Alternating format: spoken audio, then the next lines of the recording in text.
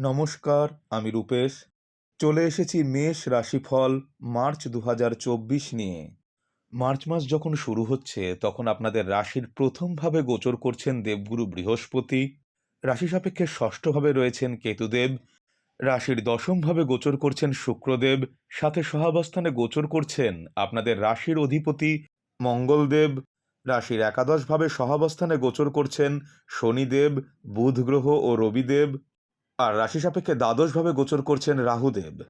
এই সকল গ্রহগত অবস্থান ও গোচরের নিরিখে ২০২৪-এর মার্চ মাসে কেমন যেতে চলেছে আপনাদের স্বাস্থ্য, শিক্ষা, কর্মক্ষেত্র ও ব্যবসা, প্রেম ও বৈবাহিক জীবন কিংবা সামাজিক জীবন জানতে গেলে আজকের আলোচনাটি শেষ পর্যন্ত মন দিয়ে দেখুন।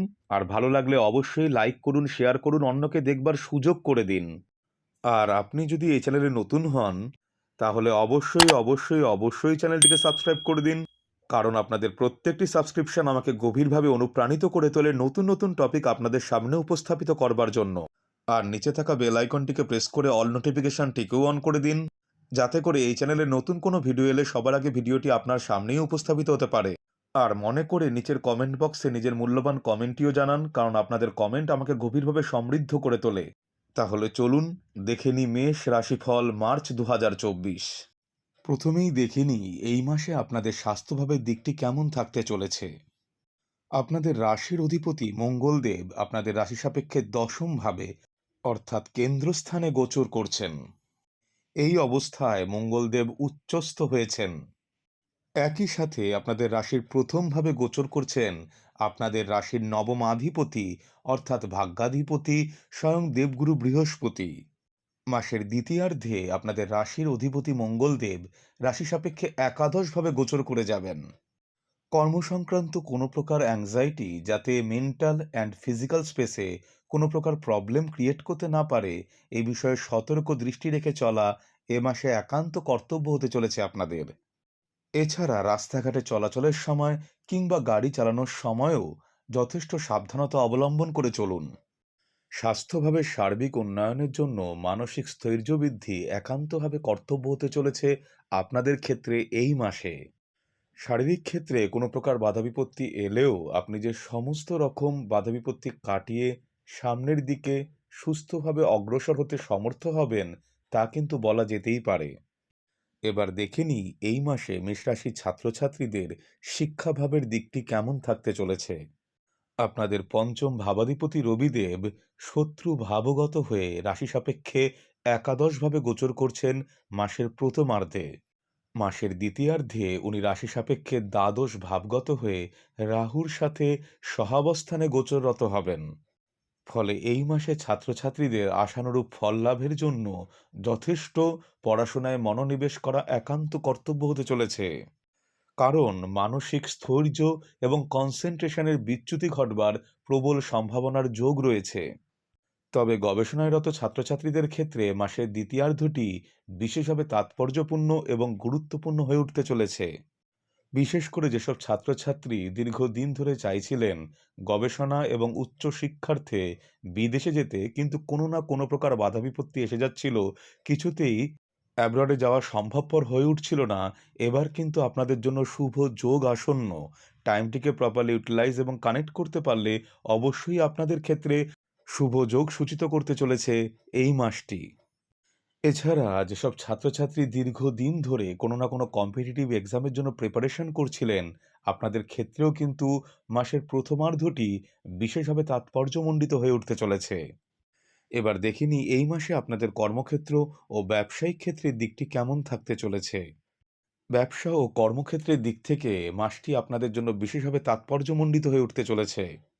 আপনাদের কর্মাধিপতি অর্থাৎ দশম ভাবাধিপতি শনিদেব রাশি সাপেক্ষে একাদশভাবে গোচররত অবস্থায় রয়েছেন। মাসের শুরুতেই শনিদেবের সাথে সহাবস্থানে গোচর করছেন বুধ গ্রহ এবং রবিদেব। বুধ গ্রহ আপনাদের তৃতীয় ও ষষ্ঠ ভাবাধিপতি, আর রবিদেব পঞ্চম ভাবাধিপতি। ফলে মাসের শুরুর থেকেই প্রবল আত্মপ্রত্যয়ের সাথে আপনি কর্মক্ষেত্রে সামনের দিকে অগ্রসর হতে সমর্থ হবেন।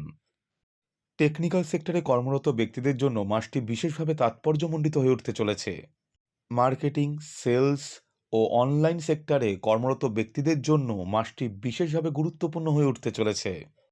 আইটি ও অন্যান্য সেক্টরে কর্মরত যেসব ব্যক্তি দীর্ঘদিন ধরে চাইছিলেন কর্মসূত্রে বিদেশে গিয়ে নিজেদের ক্যারিয়ারকে আরেকটু এক্সপ্যান্ড করতে, আপনাদের ক্ষেত্রেও কিন্তু শুভ সময় আসন্ন।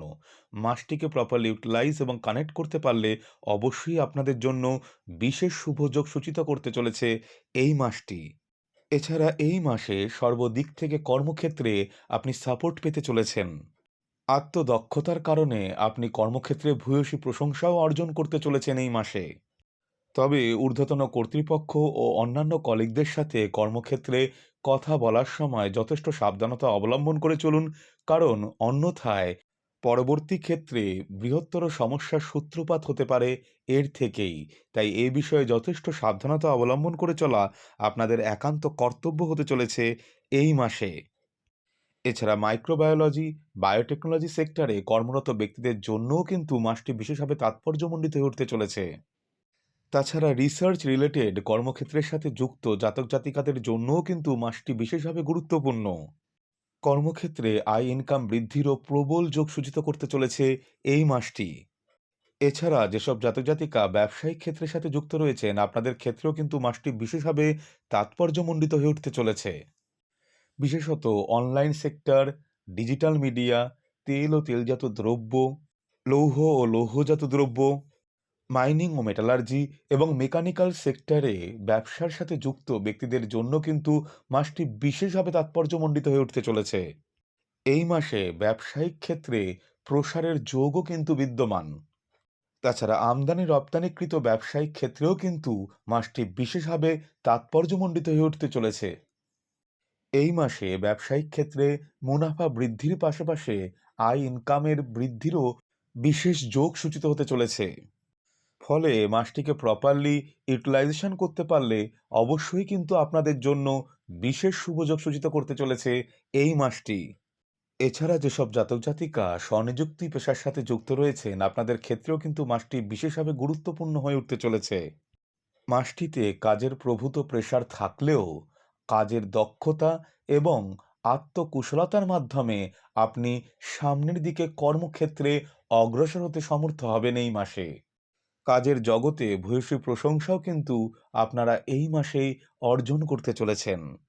এবার দেখিনি এই মাসে আপনাদের প্রেমজ ও বৈবাহিক সম্পর্কের দিকটি কেমন থাকতে চলেছে।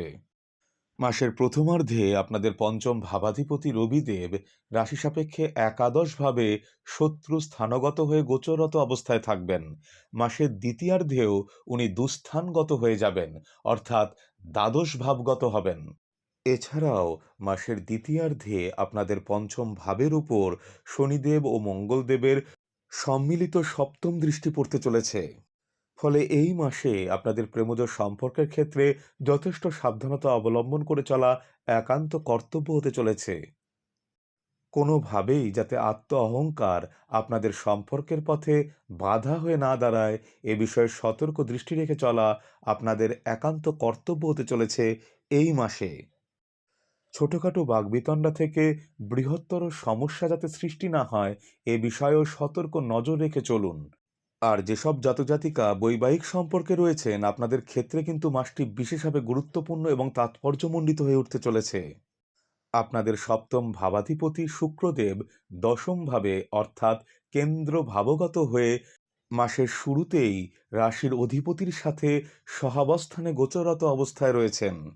ফলে মাসের শুরুর থেকেই কিন্তু আপনাদের বৈবাহিক সম্পর্কের ভিত্তি মজবুত হওয়ার বিশেষ যোগ তৈরি হচ্ছে। মাসের দ্বিতীয়ার্ধেও উপযুক্ত রেসপন্সিবিলিটি এবং দায়িত্ব কর্তব্যের সাথে সম্পর্ককে সামনে এগিয়ে নিয়ে যেতে পারলে আপনাদের সম্পর্কের মাধুর্য ও গভীরতা উভয়ই যে বৃদ্ধি পেতে চলেছে তা কিন্তু বলা যেতেই পারে। আশা করি আজকের আলোচনা আপনাদের ভালো লেগেছে। খুব শিগগিরই ফিরে আসছি এই চ্যানেলে আপনাদেরই কাছে নতুন কোনো ইন্টারেস্টিং টপিক নিয়ে। আপনাদের জীবনের সুখ সমৃদ্ধি কামনা করে আজকের আলোচনা তবে এখানেই শেষ করছি।